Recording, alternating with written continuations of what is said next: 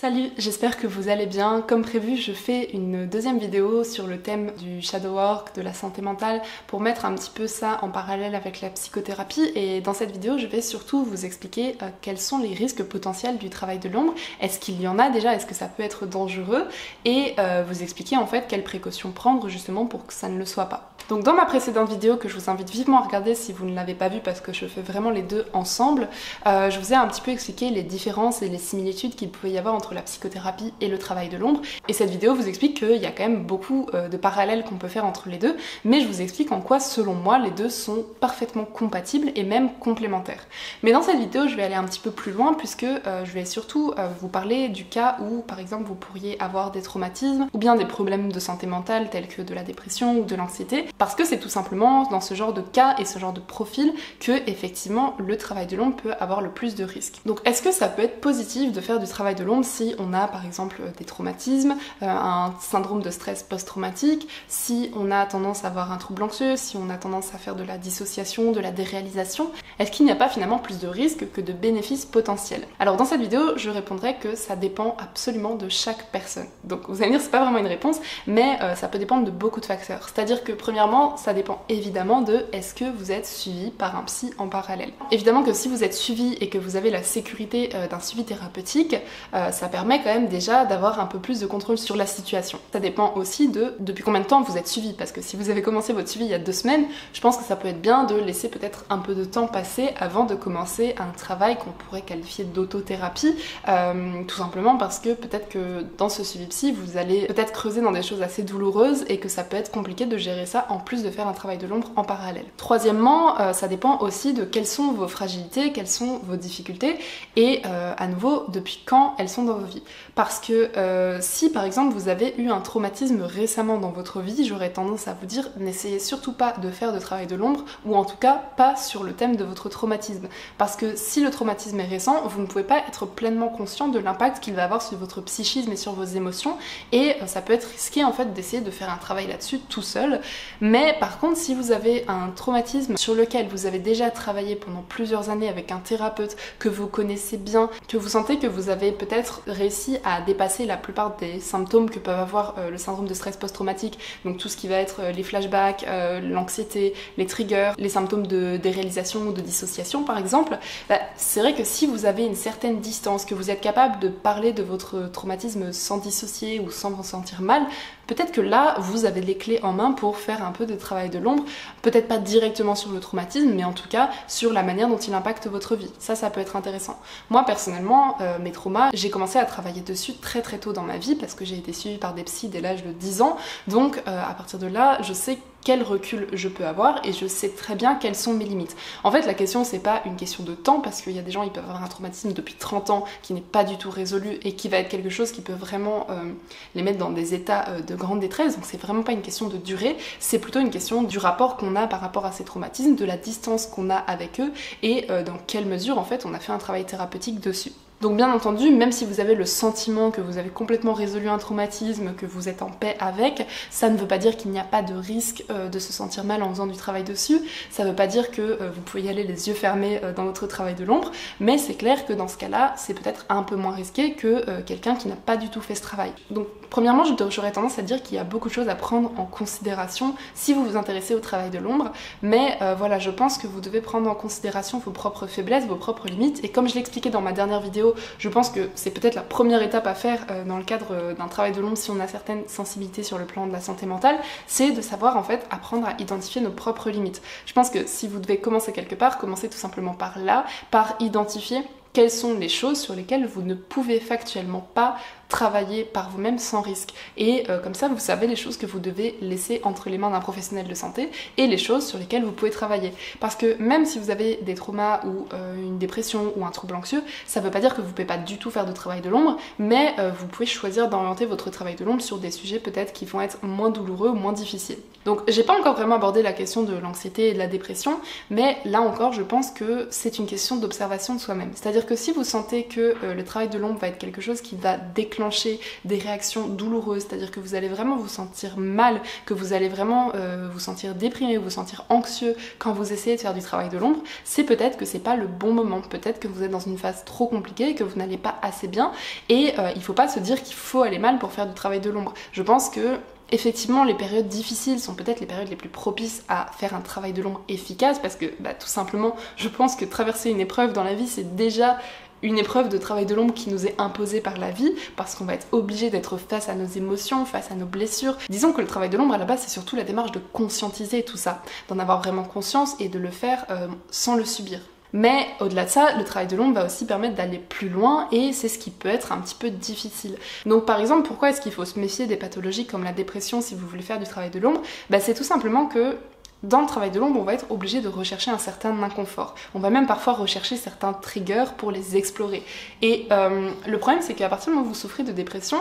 il peut y avoir un biais que vous ne verrez pas forcément, qui est le biais de l'auto-sabotage, le biais qui va être de vous rabaisser vous-même, de vous faire du mal, et vous allez peut-être utiliser le travail de l'ombre malgré vous à cette fin. Et c'est pas du tout le but, parce que le travail de l'ombre est censé quand même vous aider à vous sentir mieux, mais sous prétexte que le travail de l'ombre implique un certain inconfort, peut-être que vous allez, sans vous en rendre compte, tout simplement vous faire du mal à vous-même, alors que c'est pas le but. En gros, ça va être tout simplement de remuer le couteau dans la plaie à des endroits où vraiment vous ne devez pas le faire. Je vais donner un exemple, ce sera plus facile. Si vous êtes dans une période de votre vie où vous êtes en dépression et que du coup votre estime de vous est au plus bas et que ça fait que vous avez un rapport très compliqué aux autres, que vous avez une estime de vous qui est très basse et que du coup vous vous sentez nul, vous vous comparez beaucoup, etc. et que ça vous fait vraiment avoir analysé beaucoup votre rapport aux autres, comment les autres vous traitent et la perception que vous pensez que les autres ont de vous-même. Si vous essayez de faire du travail de l'ombre justement là-dessus à ce moment-là, en fait ça va juste être filtré par le biais très négatif qu'est votre vision de vous-même. Si votre vision de vous-même est terriblement négative, elle va forcément biaiser les analyses que vous pourrez avoir sur votre rapport aux autres. Peut-être que lorsque vous allez essayer d'analyser en fait les comportements qui ne conviennent pas que vous pouvez avoir avec les autres, certains comportements un petit peu toxiques ou bien des mauvaises habitudes que vous pouvez avoir relationnellement, vous allez peut-être risquer de vous diaboliser vous-même, c'est-à-dire de ne voir que le négatif et de complètement évincer toutes les belles choses que vous pouvez apporter aux autres. Ça, c'est un biais de négativité qui peut être vraiment apporté par la dépression, puisque la dépression a naturellement comme effet de vous dévaloriser énormément et de pas réussir à vous voir à votre juste valeur. C'est comme si vous aviez vraiment un filtre qui déformait votre perception. Donc à partir du moment où un filtre déforme votre perception, ça va d'office altérer la qualité de votre travail de l'ombre, puisque le travail de l'ombre, ce n'est pas uniquement creuser dans les choses négatives, c'est simplement réussir à voir le tableau d'ensemble. Mais qui dit tableau d'ensemble dit aussi bien nos parts d'ombre que nos parts de lumière. Et si vos parts de lumière vous sont complètement inaccessibles, vous aurez autant de mal à faire un travail de l'ombre efficace que si vous ignorez vos parts d'ombre. Au final, c'est un peu le problème inversé. Donc ça peut être très compliqué à jauger parce que du coup, on pourrait se dire oui, mais du coup, si le travail de l'ombre, il est plus efficace quand on traverse des moments difficiles, mais que quand on traverse des moments difficiles, du coup, on n'a pas l'estime de soi suffisante pour faire ce travail de l'ombre, quand est-ce qu'on peut le faire finalement? À nouveau, je pense que ça dépend tout simplement du degré d'intensité des épreuves que vous vivez, de l'impact qu'elles ont sur vous, parce qu'on peut très bien vivre un moment très difficile, mais réussir à rester solide et à garder une distance émotionnelle, ou au contraire vivre un truc assez léger mais qui nous impacte énormément. C'est tellement individuel et ça dépend tellement de où vous en êtes dans votre vie, de où vous en êtes par rapport à votre gestion des émotions, par rapport à votre connaissance de vous-même, qu'en fait c'est des questions qui sont hyper individuelles. Donc évidemment, le message premier que je voudrais faire passer, c'est que si vous vous reconnaissez dans certaines des choses que j'ai pu décrire, si vous sentez qu'il y a des choses qui peuvent faire que vous avez une santé mentale un peu fragile, que ce soit des traumas, des troubles ou quoi que ce soit,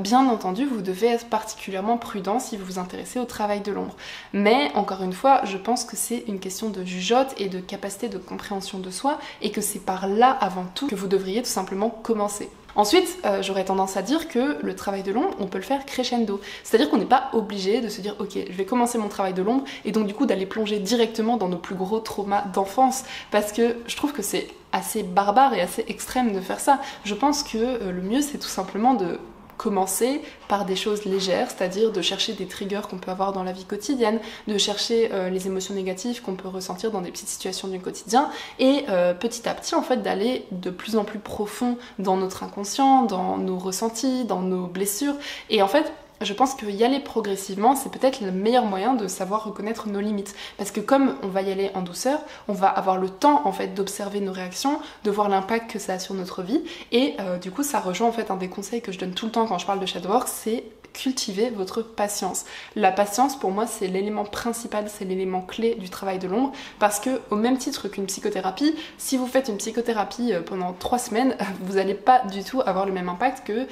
si vous faites un suivi pendant plusieurs années. Le travail de l'ombre, c'est pareil, ne cherchez pas à avoir des résultats trop rapidement, parce que sinon, en fait, vous allez juste mal vous y prendre, vous allez juste vous précipiter dans une démarche qui est censée, en fait, prendre le temps, tout simplement parce que je pense que pour avoir des résultats durables, des changements durables dans notre vie, les choses doivent prendre du temps. Si vous voulez vous mettre au sport, vous aurez bien plus de bénéfices si vous vous y mettez de manière régulière pendant plusieurs années que si vous faites un programme super intensif pendant 3 semaines. C'est absolument pareil pour tout. Et le shadow work ne fait pas exception. Donc en somme, oui, le shadow work peut avoir certains risques. Après voilà, il faut réussir à estimer quels sont ces risques. Ça peut arriver parfois de faire une séance de travail de l'ombre et de se rendre compte a posteriori qu'en fait on a touché à une corde trop sensible. Et du coup, quelles sont les conséquences possibles? Peut-être que vous allez vous sentir mal, peut-être que vous allez avoir une chute de morale, vous dissocier un peu.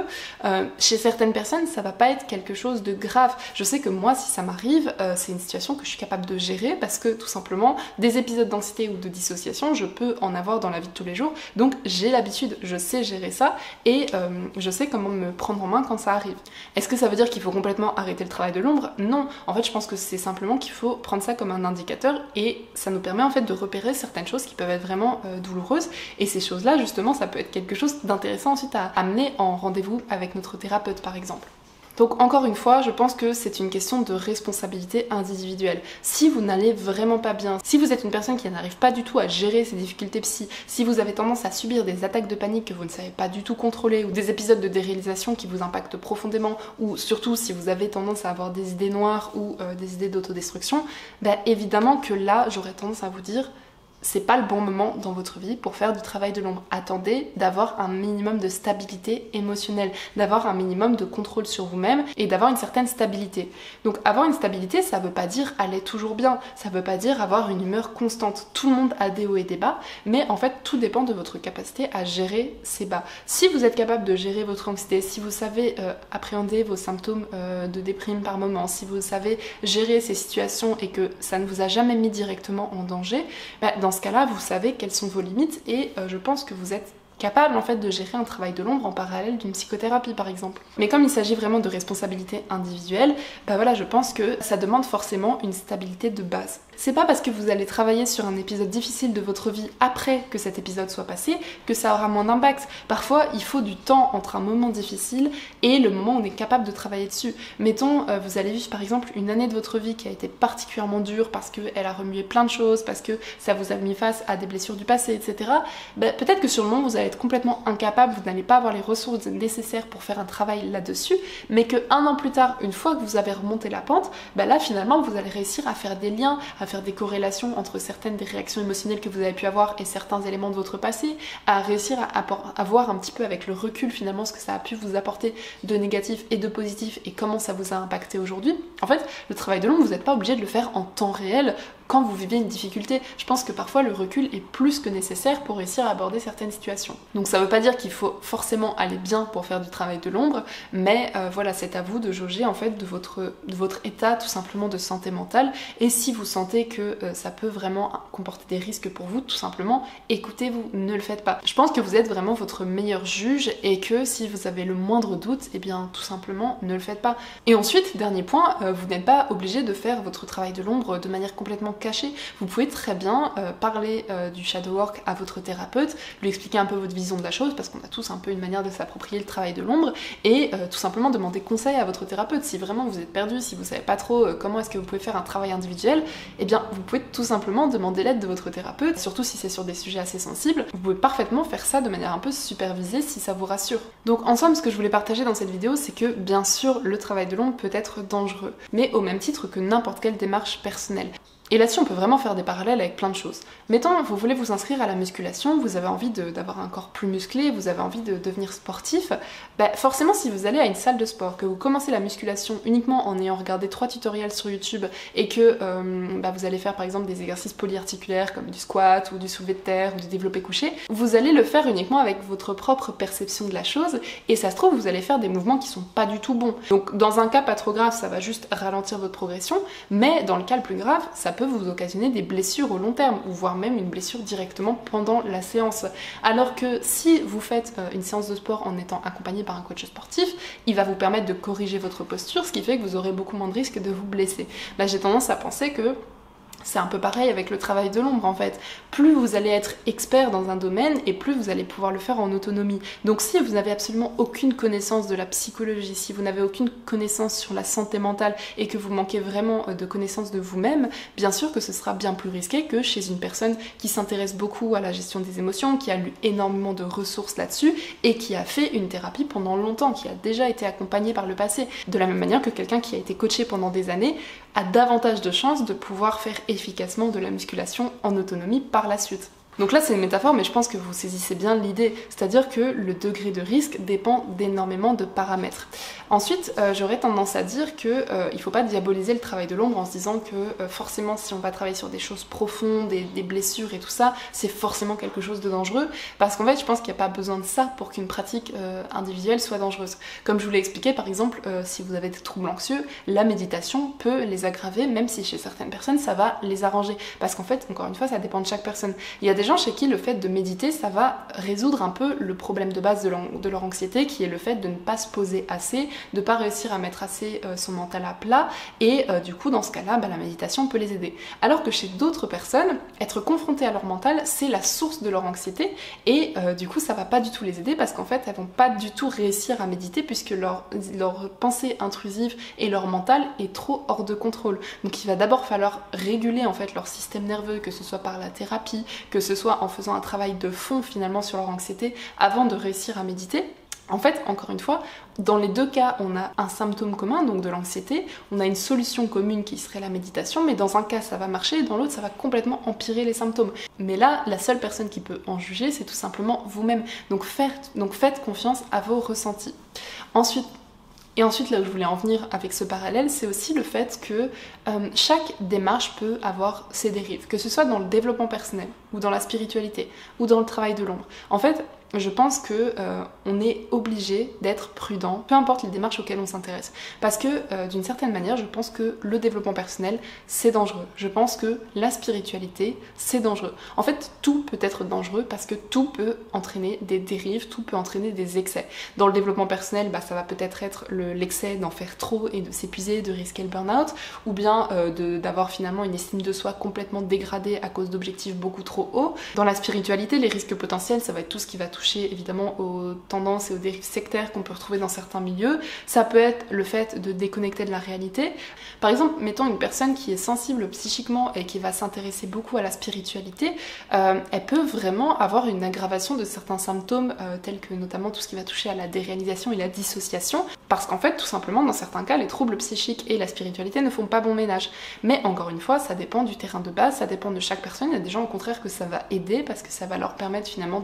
d'alimenter quelque chose qui leur permet un peu de sortir de leur mental, qui leur permet un peu de voir les choses sous un prisme peut-être plus positif, peu importe. En fait, ça dépend complètement de comment on aborde la chose, de quel est notre profil à la base, de quelles sont nos limites, quelles sont nos sensibilités, et encore une fois, de savoir être à l'écoute de soi-même et de nos limites. Ça vaut pour absolument tout. Je vous ai donné l'exemple du sport, je vous ai donné l'exemple du dev perso, je vous ai donné l'exemple de la spiritualité, au même titre que pour le shadow work. En fait, ça peut être dangereux, et je pense que c'est important de toujours garder ça en tête, parce que c'est le cas pour absolument tout, et ça dépend vraiment de ce que vous en faites. Donc n'écoutez pas n'importe qui, n'écoutez pas des gens qui prétendent être experts sur des choses qui ne sont pas du tout réglementées, comme le dev perso, la spiritualité ou le travail de l'ombre. Ne posez pas les démarches individuelles au suivi thérapeutique que vous pouvez avoir, parce que les deux fonctionnent très bien ensemble, donc vous n'avez pas besoin de choisir ou de les voir comme des choses qui s'opposent. Et je pense que tout simplement, si vous prenez toutes ces précautions-là, vous réduisez énormément le potentiel risque que peut avoir ce type de pratique dans votre vie. Et vous pouvez donc en tirer un maximum de bénéfices. Donc voilà, c'est des sujets qui sont pas simples à aborder, parce que